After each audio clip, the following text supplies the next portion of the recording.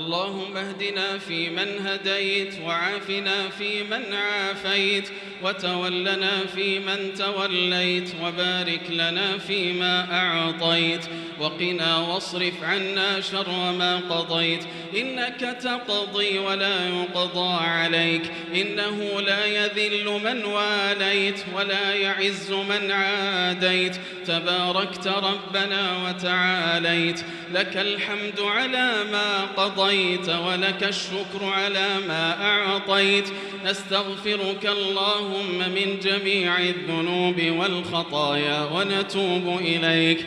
اللهم لك أسلمنا وبك آمنا وعليك توكلنا وإليك أنبنا وبك خاصمنا وإليك حاكمنا، فاغفر لنا ما قدمنا وما أخرنا وما أسررنا وما أعلنا وما أنت أعلم به منا.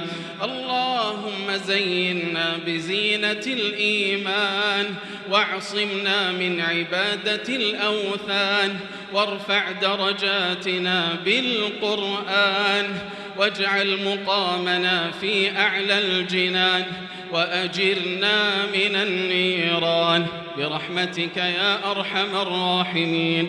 اللهم أنت الرحيم البر، تحب البر، وتعلم ما في البحر والبر، وتعلم ما في الجهر والسر، تثيب عبادك المؤمنين في دار القرار، في جنات تجري من تحتها الأنهار، فاغفر لنا ذنوبنا وكفر عنا سيئاتنا وتوفنا مع الأبرار برحمتك يا أرحم الراحمين. اللهم وفقنا للباقيات الصالحات، اللهم وفقنا للباقيات الصالحات قبل الممات، واجعلنا من الذين يسارعون في الخيرات ويدعونك رغبا ورهبا، واجعلنا من الخاشعين. اللهم اشغلنا بك ولا تشغلنا عنك،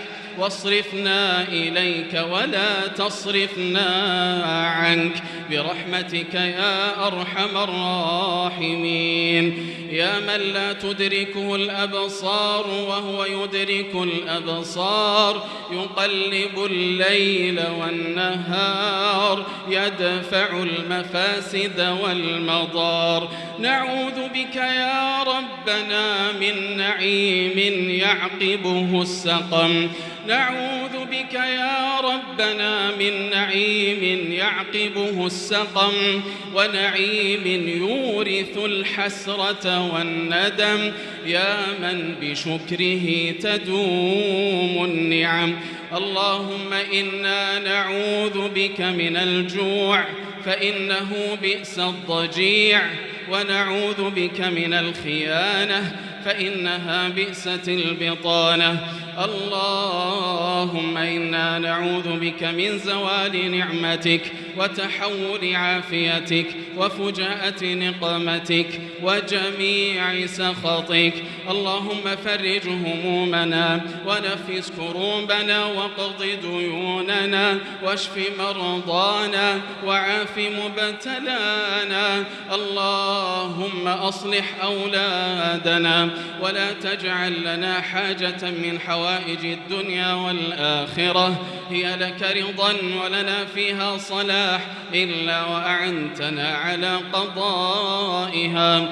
اللهم وفق حكامنا والرعية وأصلح لهم النية والذرية، وأبعدهم عن كل بلية ورزية، وانصر جنودنا ورجال أمننا في هذه البلاد الأبية يا رب البرية. إلهنا دعوناك كما أمرتنا فاستجب لنا كما وعدتنا. سبحان ربك رب العزة عما يصفون، وسلام على المرسلين، والحمد لله رب العالمين. صل اللهم وسلم وبارك على نبينا محمد وعلى آله وصحبه أجمعين.